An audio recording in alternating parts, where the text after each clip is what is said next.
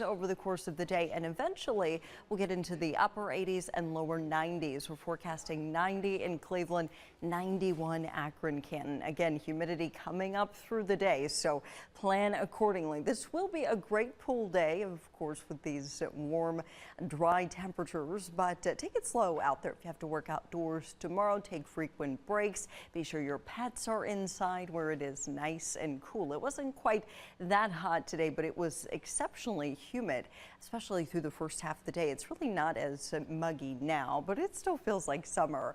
82 in Cleveland, 83 in Akron. Most of us, like 99% of the area, totally dry, but there's a couple little isolated showers here, mainly south of Barberton and then out towards Portage County, south of 76, and then right there in northern Stark County, south of Suffield. We're tracking one little downpour. So these are really the definition of isolated showers and storms. That was what we told you earlier in the day. Andy talked about this at noon, and then we talked about it through the afternoon.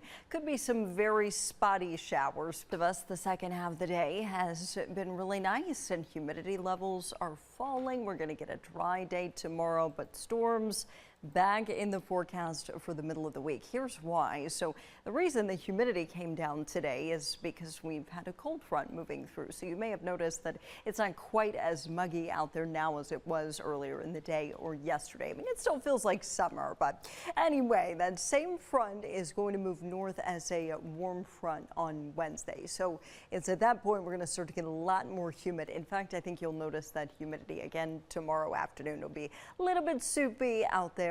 Scattered storms with this on Wednesday, and our main concern will be heavy rain. So I want to walk you through the latest data here. Now, if you've only watched the news, during the first part of the day, this may look a little different. This is pretty new stuff, and the clock is above my head. This is 8 in the morning Wednesday. So some scattered storms out there, pockets of heavy rain for the morning drive. I know this really doesn't look like a ton of rain. I think these will be scattered showers and storms. It's going to look different with each model run, but I would just plan for a shower or storm at any time during the day. Very warm, muggy, we're in the mid 80s, and keep that rain gear close because again, these scattered storms are going to stick around on again, off again stuff into the afternoon. We could have some locally high water issues. It'll depend on how quickly these are moving. I don't think they'll be moving very fast. So that's when you start to talk about that risk of some isolated or localized flooding. By sunset or so around like 9 o'clock, we should be done with it. But then we've got more scattered storms out there on Thursday, some Friday morning, and then the weekend. We'll cover that in just a moment. Tonight, upper 60s.